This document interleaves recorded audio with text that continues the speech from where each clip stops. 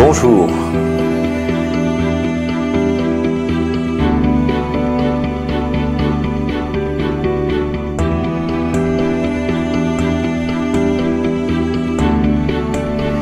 Je suis François Souven et je suis considéré par un certain nombre de personnes, ce qui est en partie vrai parce que je n'ai pas été seul, une des figures historiques du coaching en France. J'avais à l'époque un besoin très concret qui était de prendre des formateurs dans mes équipes en entreprise et de faire en sorte que ces personnes qui avaient toutes eu des responsabilités d'encadrement puissent accompagner des séquences de changement plus ou moins importantes dans les divisions et les régions commerciales.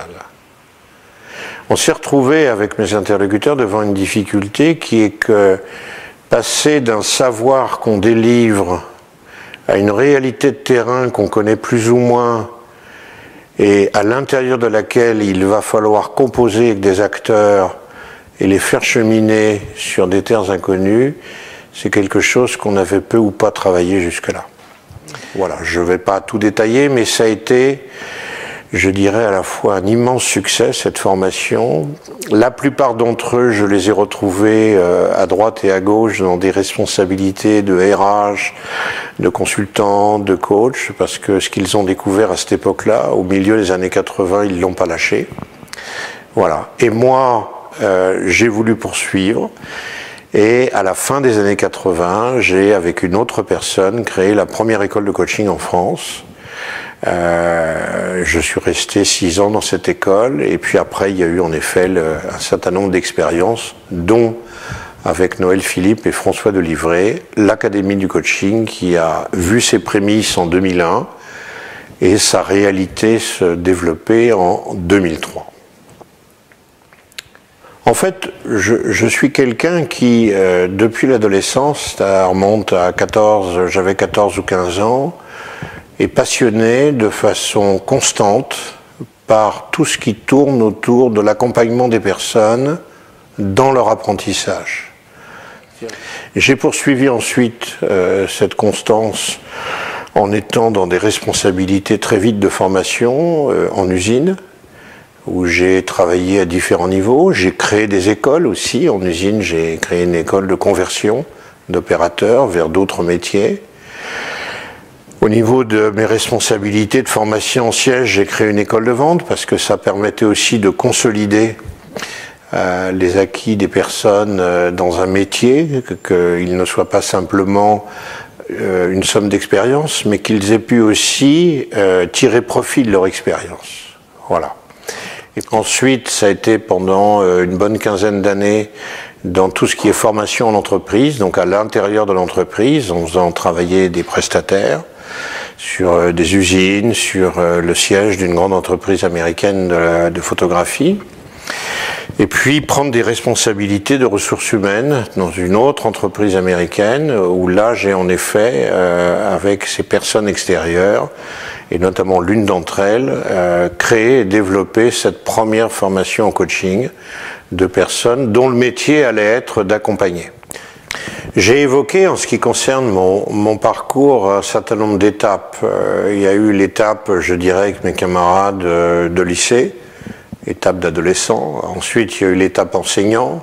Ensuite, il y a eu l'étape en structure, notamment de formation, puis de ressources humaines. Il y a eu l'étape en structure où j'ai eu des responsabilités de direction, avec des directeurs des départements autour de moi. Il y a eu mon côté, depuis maintenant 25 ans, d'entrepreneur. Voilà. J'ai découvert en fait une chose que je retrouve évidemment avec ses spécificités, c'est que dans chacun des cas, plus je me mettais dans une posture où je n'étais pas le sachant par rapport à quelqu'un qui avait à apprendre, plus je faisais participer, plus j'étais dans l'appropriation par ceux qui étaient autour de moi de leurs responsabilités, de leur découverte d'un savoir. Je parle de l'époque où j'étais enseignant. Plus le plaisir en fait était présent, et plus les personnes apprenaient mais apprenaient d'une autre manière, c'est-à-dire qu'elles apprenaient les choses dans cet apprentissage pour pouvoir les reproduire ensuite elles-mêmes dans un cadre différent. Voilà, ça c'est vraiment quelque chose que j'ai, à l'époque quand j'étais enseignant, c'est venu tout simplement parce que je me rendais compte qu'un cours de français tel que les programmes le proposent n'est pas toujours agréable pour les élèves, pour pas dire autre chose, et que apporter des opportunités pour eux de découvrir ce que j'avais à travailler avec eux, par eux-mêmes, dans le jeu. J'ai un souvenir assez iconoclaste, je peux le faire maintenant avec le recul, c'est que j'avais toujours ma guitare avec moi pendant mes cours de français. Pendant 5 ans, j'ai enseigné le français avec ma guitare. C'est-à-dire qu'on faisait régulièrement des pauses, on chantait. À l'époque, c'était des airs à la mode, ou des airs du folk song. Et j'avais du coup une sorte d'énergie qui n'était pas la même. J'ai retrouvé la même chose au niveau de ma responsabilité en usine. C'est-à-dire que la qualité d'accueil que j'offrais aux personnes, la qualité d'écoute que je leur offrais, le fait que je les considérais comme des êtres humains qui étaient dignes d'être écoutés et d'être pris en compte, ouvrait ces personnes à un échange avec moi que d'autres ne pouvaient pas avoir. C'est-à-dire que là aussi, indépendamment des solutions que je pouvais apporter à une question sur la formation, il y avait aussi le contact avec moi qui leur avait considérablement apporté. C'est-à-dire je ne peux pas dissocier la notion d'accompagnement de la notion d'une certaine relation qui s'installe. Je ne parle pas de la relation qui peut être liée à quelqu'un qui a de l'entre-gens ou qui aime bien être en relation avec les autres ou qui a envie de faire plaisir ou qui a envie de séduire. C'est autre chose dont je parle. C'est un type de relation où ce que je suis en tant que personne rentre dans une conscience importante de sa personne et profonde, dans le contact avec l'autre, dans un lien qui se crée, dans une relation qui s'installe, et qui permet à tous les deux de communiquer autrement, de s'autoriser à prendre des risques, et finalement, notamment pour la personne que j'accompagne, mais c'est vrai aussi parce que j'en tire profit à chaque fois, pour la personne que j'accompagne, découvrir sa propre personne dans des terres inconnues où elle réalise qu'elle peut faire beaucoup plus que ce qu'elle imaginait au départ.